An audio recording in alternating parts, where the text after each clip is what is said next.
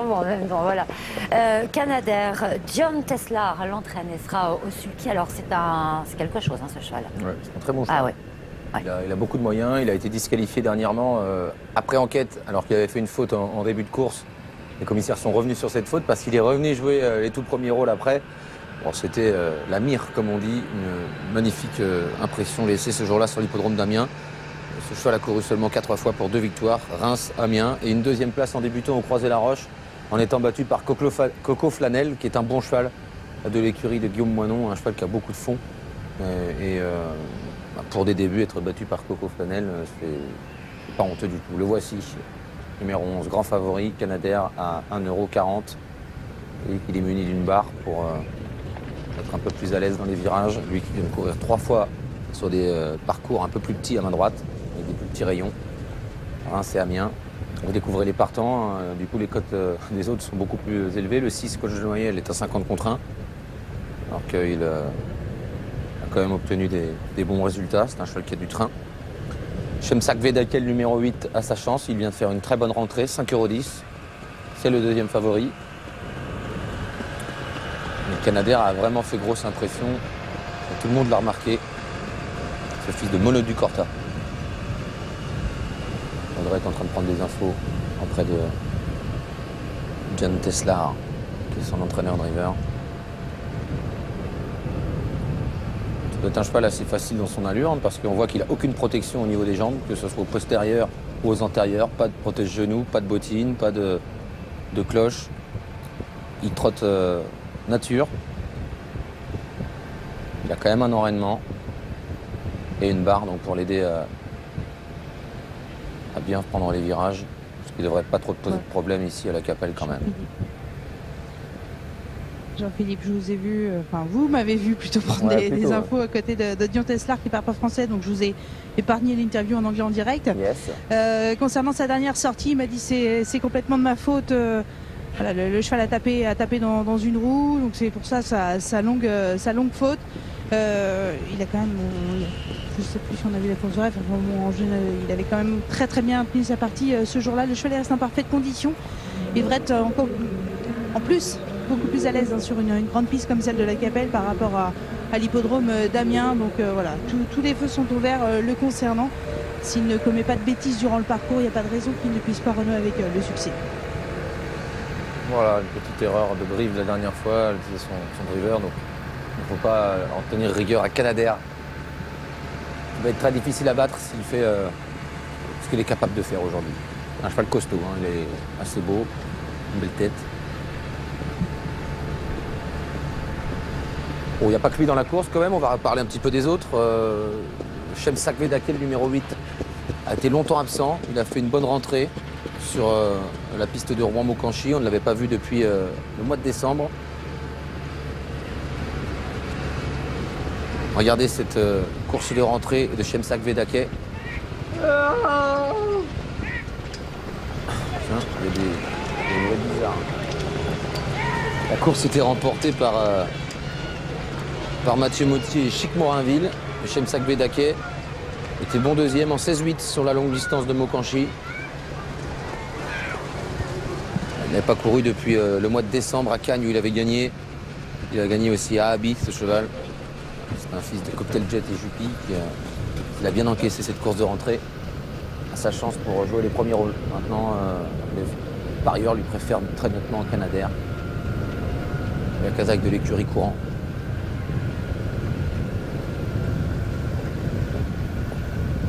Allez, des petites infos, Jean-Philippe. On va évoquer le 8, Chemsak Vedakel qui vient d'effectuer une semi-rentrée. Hein. C'était sur l'hippodrome, enfin une vraie rentrée même sur l'hippodrome de Maucanchy, où il a pris une bonne deuxième place. Le cheval est, semble-t-il, resté en belle condition. Peut-être pas encore revenu à 100% de ses capacités, mais il est déjà pas très très loin. Il a effectué un bruit tout à l'heure, me disait Dominique. Et avec un déroulement de course à sa convenance, il devrait logiquement prendre une part active à l'arrivée. D'accord. On l'a vu ici au Canter. Et on retrouve Canadair.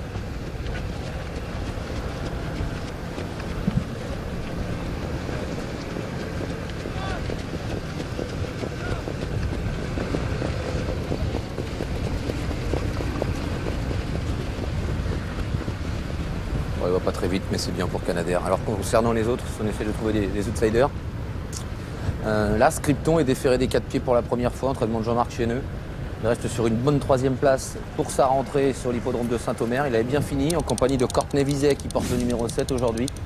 Pour reprendre la ligne de Saint-Omer, les deux couraient bien. Ils ont certainement moins de classe que les deux favoris, Chemsak Vedake et Canadair surtout. Mais en étant déféré des 4 pieds, Scripton, le numéro 1, peut peut-être avoir le petit truc en plus, lui permettant d'accélérer et de franchir un petit palier. Un cheval qui a peu couru cette année, seulement 3 fois, et sa rentrée était bonne. Donc attention à lui, il a eu le temps de récupérer depuis, c'était le 24 juillet. Il est là, Scripton. Cheval assez sûr, assez fiable dans un parcours, sérieux. Je pense qu'on peut lui faire confiance aujourd'hui. Son numéro est pas trop mal. Il va attendre à proximité des premiers. Déférer des 4 pieds pour... Déférer des 4 pieds pour la première fois. Jean-Marc Chéneux me disait le cheval est bien. Il dit j'espère que le déferrage va faire ce qu'il faut, mais il me dit avant le coup on court vraiment pour les places. Canadair, s'il fait sa course, il sera difficilement battable. Mais Scripton est tout à fait en mesure d'accrocher une bonne place à l'arrivée de cette épreuve. Attention également au représentant de Michel Biziou, à savoir le 7 Courtney Vizet qui vient de se classer 2e, c'était sur l'hippodrome de Saint-Omer. C'est un cheval qui démarre assez vite, mais là, Michel a plutôt envie de le reprendre dans les premiers mètres de course pour pas lui faire trop d'efforts justement au départ. Après, c'est un cheval qui est capable de finir sur un bon pied s'il a un bon déroulement de course après caché, donc c'est pas une impossibilité pour les places également. Et puis je voulais vous parler du 4 Capital Magic, l'entraînement à la drive de Jérémy Koubich, un cheval qui va effectuer une petite rentrée. Alors je vais vous expliquer pourquoi. C'est un cheval qui saignait au niveau des narines. Et après avoir été scopé, ils se sont rendus compte qu'il avait en fait une épine qui était coincée dans une narine.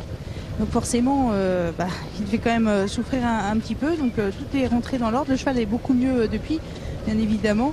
Il effectue une petite rentrée. Il a un petit peu de travail quand même derrière lui. Donc c'est pas une impossibilité pour les places, même s'il n'est pas encore revenu à 100%. Ok, cheval qui a gagné à la Capelle en une 17-1 le 8 mai. Il avait bien couru aussi au Croisé-la-Roche. Le voici, c'est numéro 4, Capital Magic. Il a dû être un peu trop gourmand, c'est surtout entre une épine dans les narines. Il devait être auprès de la clôture, il devait essayer de manger un peu dans les buissons. Il ne devait pas être au mieux en tout cas. Bon, tout est rentré dans les naseaux depuis, plus exactement, parce qu'on dit narine. Principal. C'est naseaux Oui. plutôt.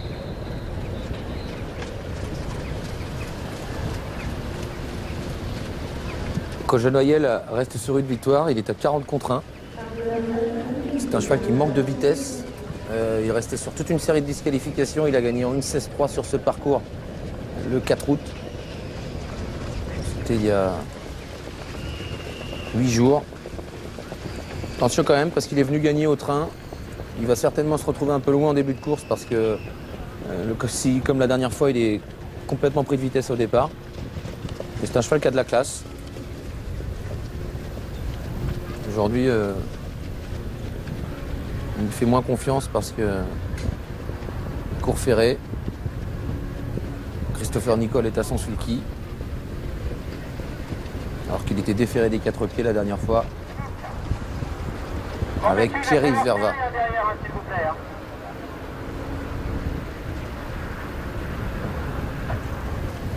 Un cheval qui a plus de fond que de vitesse. Les drivers sont appelés à se rendre au départ.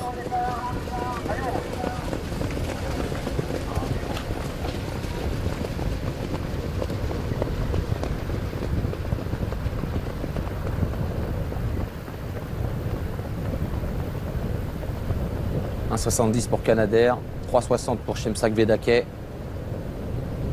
11 contre 1 pour le 4 Capital Magic. Et puis ensuite c'est l'As Scripton qui arrive ensuite à 17 contre 1.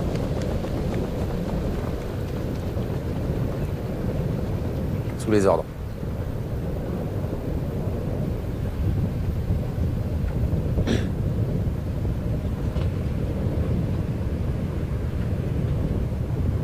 La première ligne ne colle pas trop à la voiture.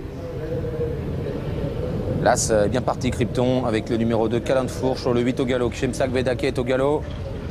Il va perdre énormément de terrain, Kshemsak Vedake. Faute du 13 également, Cressy de Malto en début de course, qui a été remis au trot, mais qui se retrouve en dernière position. Le numéro 11, Canadair, favori, est à l'arrière du peloton, mais il est parti sur la bonne jambe. On a disqualifié le numéro 8, Kshemsak Vedake. Premier tournant. Le 6, Coach de Noyel, qui est bien parti aujourd'hui. Il vient déjà aux avant-postes. Relayé le numéro 1, Krypton, avec Câlin de Fourche qui est 3e.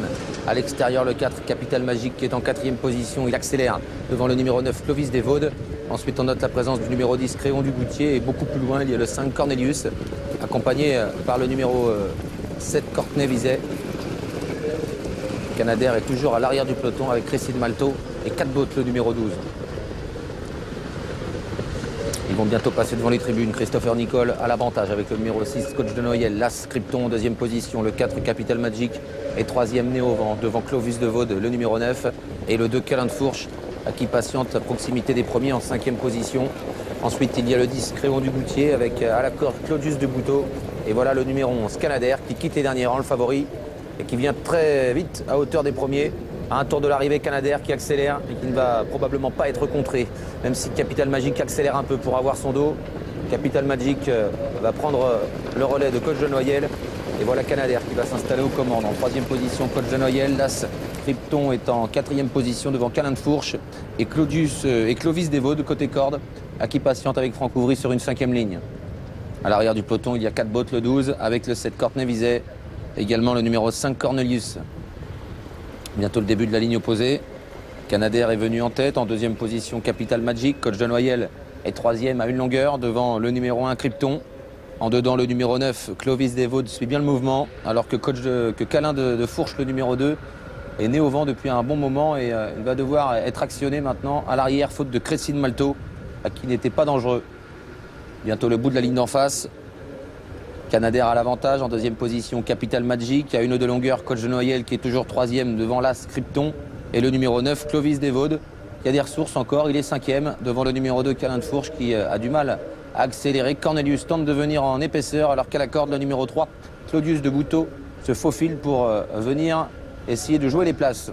À mi-tournant final, le numéro 11, Canadair, qui a nettement l'avantage. En 2e position, Capital Magic, qui est dans son sillage devant le numéro 6, Coach de Noyel, avec Clovis Desvaudes qui est passé à l'attaque. Il vient maintenant 4e devant l'As Krypton, qui est resté à la corde en 5e position, entrée de ligne droite. Canadair à l'avantage. Capital Magic en 2e position. Coach de Noyel qui hésite côté corde, il est au galop. Alors que Clovis Desvaudes s'apprête à bien finir avec Krypton, également le numéro 1, qui se lance à la corde. À 200 mètres de l'arrivée environ, Canadair qui a nettement l'avantage sur Capital Magic, qui essaye cependant de venir l'inquiéter. En retrait, Krypton lutte avec Câlin de Fourche et le numéro 9, Clovis Desvaudes.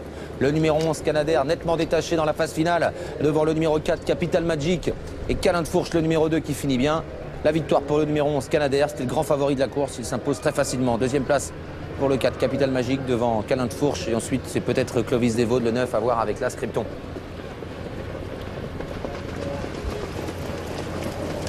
Facile succès pour Canadair qui portait le numéro 11. Il est entraîné et drivé par Dion Teslar. La 2e place reviendra au 4, Capital Magic, aux dépens du 2, Câlin de Fourche, qui a bien conclu. On affichera peut-être une photographie pour la 5e place. Mais ça a l'air d'être quand même assez net pour l'As Krypton, et la 5e place donc pour le 9, Clovis Desvaudes.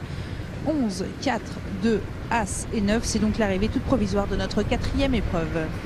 Et c'est parfaitement noté. Merci beaucoup. On se retrouvera pour le prochain rendez-vous, toujours avec Decathlon. Bon, on va revoir la phase finale tout de même. Ouais, Avec, oui. Avec Canadair qui n'a pas souffert pour l'emporter. Il a temporisé pendant le premier tour de piste. Ensuite, il est venu devant. Enfin, pas pendant le premier tour de piste, mais dans la première partie du parcours. Il est venu devant un tour de l'arrivée. Et ensuite, ça a été une formalité. C'est un cheval qui trotte avec de la classe, qui a beaucoup de marge et qui... tout simplement est largement au-dessus des adversaires du jour. Bon, victoire donc annoncée pour ce favori Canadair. 11-4-2. Photographie As-9 pour la 4e place. Voilà, on vous retrouve tout à l'heure et on va conclure notre programme sur l'hippodrome de Berlin-Karlshorst.